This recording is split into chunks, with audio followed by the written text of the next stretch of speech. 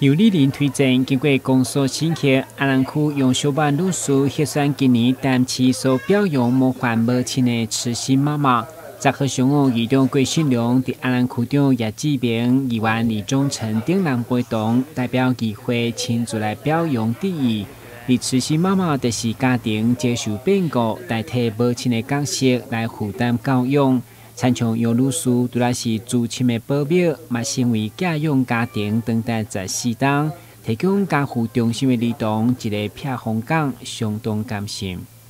寄养了很多的受虐儿童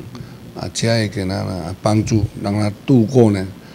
遭受呢家庭呢暴力的相向以后一个避风港。是一个值得我们推荐，而且这个震动，而且鼓励的一个家庭的人士，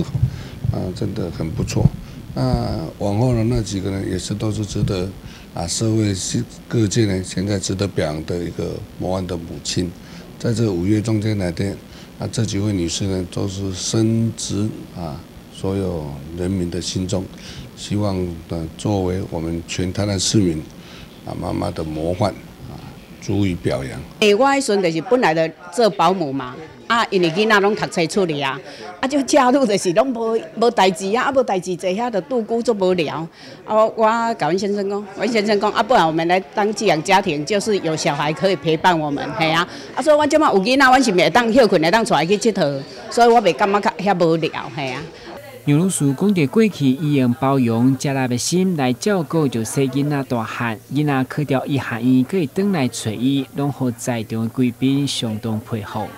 我们的义消的部分，还是说他针对我们社会公益的这个部分，其实他都花了很多心思。那包含我们叔叔他也是在我们海淀国小当志工团长的这个职位，所以他们夫妻俩对社会的贡献真的是非常的大。那今天也借由这个母亲节来颁发这个模范抚金给我们这个阿姨相信说未来她一定会花更多的心思跟她的力量去帮助更多需要帮助的家庭。但是今年总共表扬57位模范母亲，议会都来分别送出匾额，议长阁亲自到4位模范母亲的厝来祝贺，表明温馨。但新闻军及何强芳采访报道。